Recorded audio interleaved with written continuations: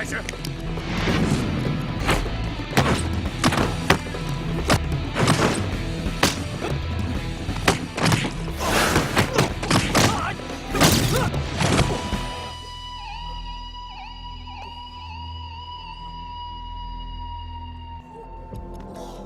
Tidak ada perlawanan dan kesulitan sama sekali bagi Bruce Lee.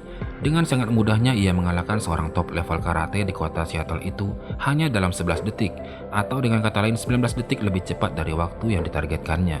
告诉所有人，中国人了不起！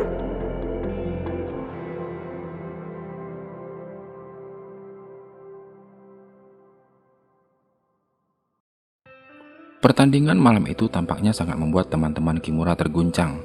Mereka masih belum bisa terima jika seorang yang bukan siapa-siapa dan tanpa gelar seperti Bruce Lee bisa mengalahkan seorang Taki Kimura dengan mudahnya. Tetapi berbeda dengan Kimura, ia tampak bisa berbesar hati dan mengakui kekalahannya. Suatu malamnya, Kimura yang masih penasaran, diam-diam datang menemui Bruce Lee di kamar kosnya, bermaksud untuk melihat lagi kemampuan Bruce Lee. Namun, ini bukanlah tantangan seperti sebelumnya, melainkan hanya untuk bertukar pengalaman sesama penggiat bela diri. Ia penasaran dengan bela diri Wing Chun yang dimiliki Bruce Lee, karena menurut pengalamannya, ia pernah berhadapan dengan seorang penggiat bela diri kungfu juga dan mengalahkan orang tersebut yang saat itu membuatnya menilai kungfu Cina sangat tidak bertenaga dan memiliki gerakan yang terkesan gemulai.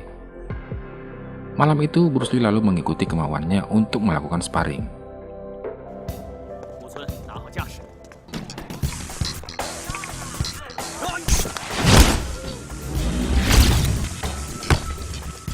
我们既然是切磋，我不会伤到你。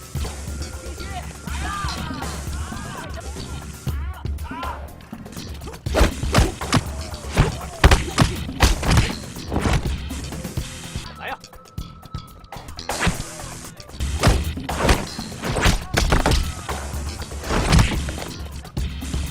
站起来！ Hasil sparring ini lagi-lagi membuat Kimura terkesima dengan kemampuan Bruce Lee, di mana ia menyadari satu hal bahwa kecepatan adalah kunci utamanya. Bruce menambahkan, selain kecepatan, kemampuan membaca arah gerakan lawan juga sangat diperlukan disertai dengan menjaga keseimbangan yang baik sehingga bisa melancarkan pukulan yang keras di saat bersamaan. Dan untuk bisa mencapai itu semua, sangat dipengaruhi dari metode latihan yang memadai.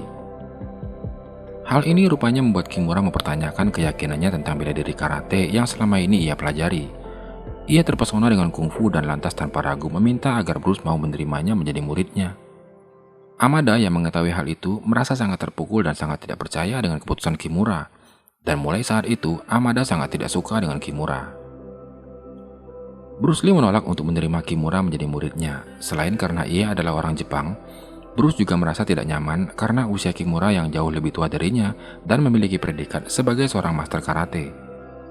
Walaupun Kimura sudah merendahkan dirinya dan tidak keberatan sama sekali tentang hal itu, namun Bruce tetap menolaknya.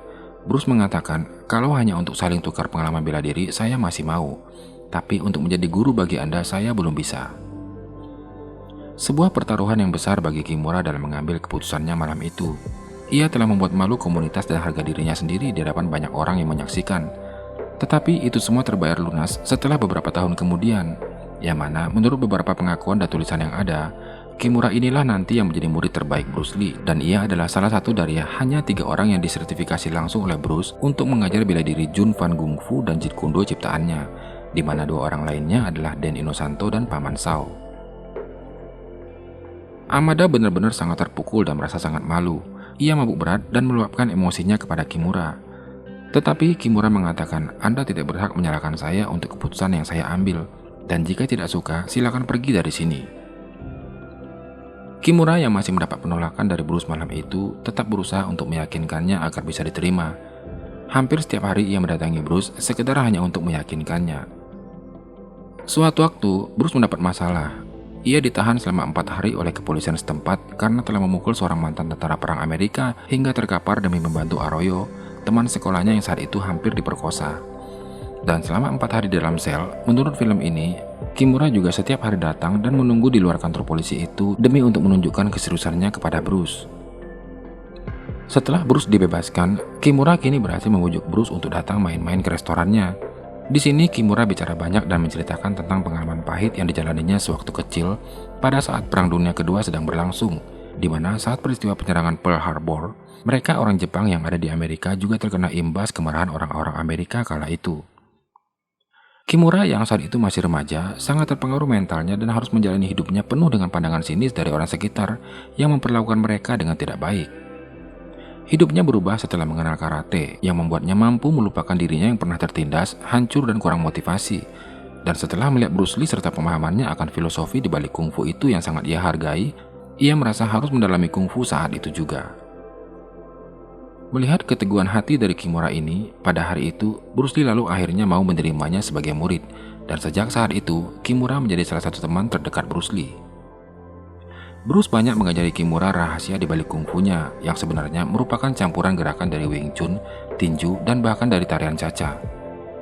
Gayanya yang bisa dibilang tidak lazim di zaman tersebut, berasal dari keyakinannya bahwa seni bela diri harus praktis dan dapat digunakan dalam pertempuran yang sebenarnya.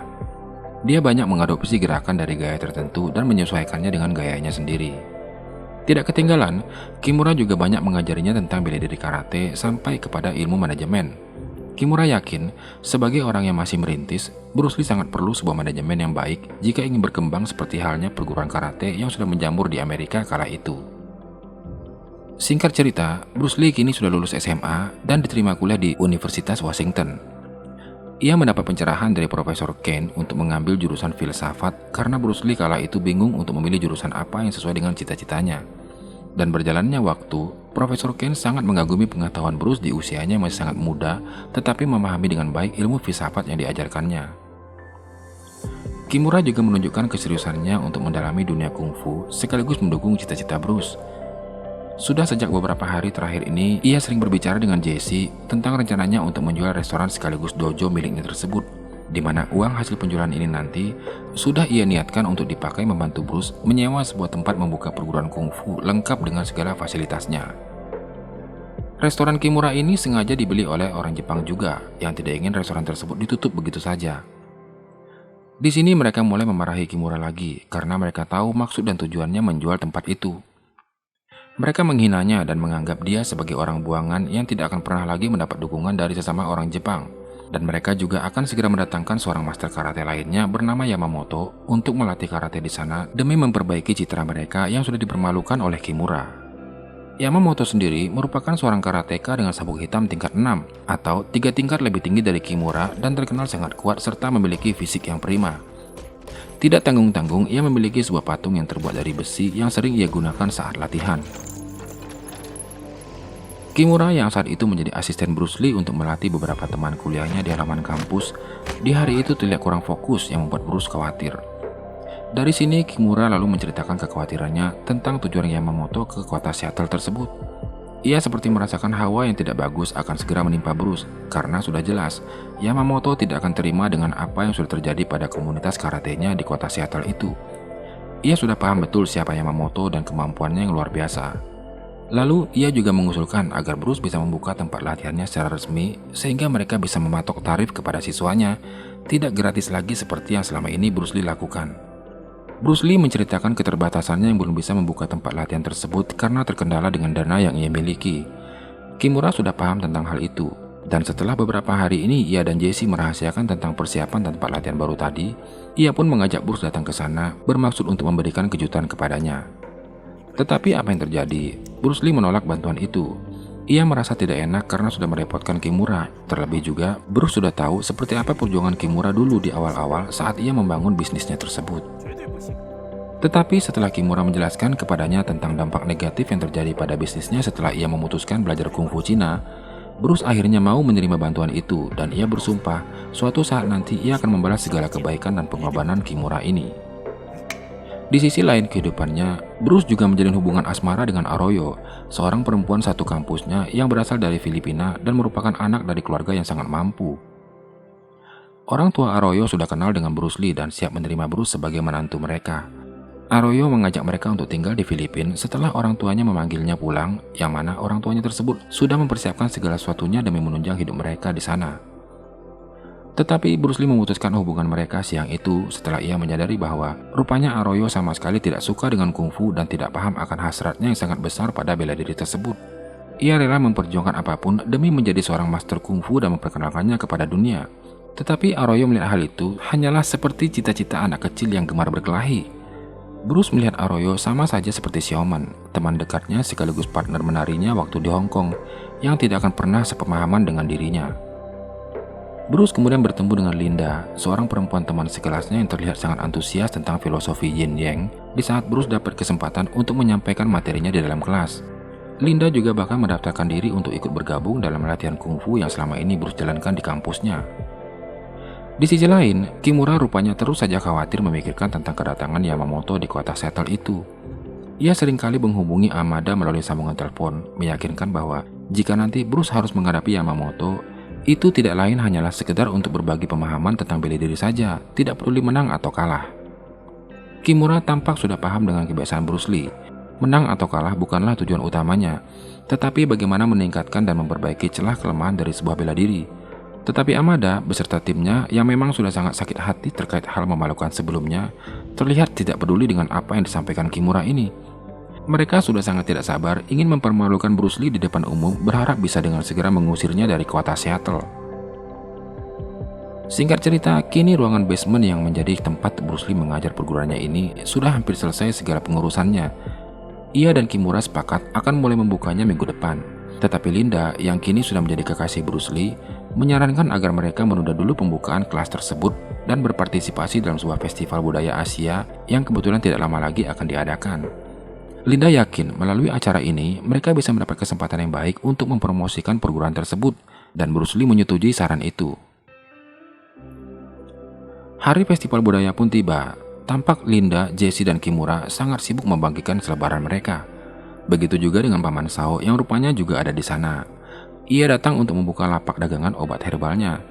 Tetapi ia buru-buru segera menutup lagi dagangannya tersebut setelah seseorang bertanya padanya apa itu kungfu Cina sambil menunjukkan selebaran ini, yang membuat Paman Sao penasaran dan langsung mencari tempat promosi kungfu itu.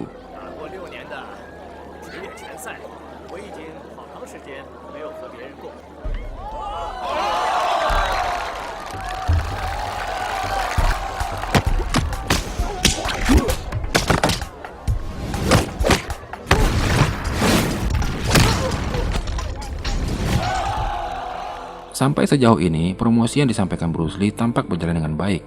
Para pengunjung terlihat antusias melihat aksinya saat mendemonstrasikan sedikit gerakan kungfunya. Tetapi semuanya menjadi kacau ketika Yamamoto dan anggotanya tiba-tiba ada di antara kerumunan warga ini dan langsung naik ke atas panggung untuk melawan Bruce Lee.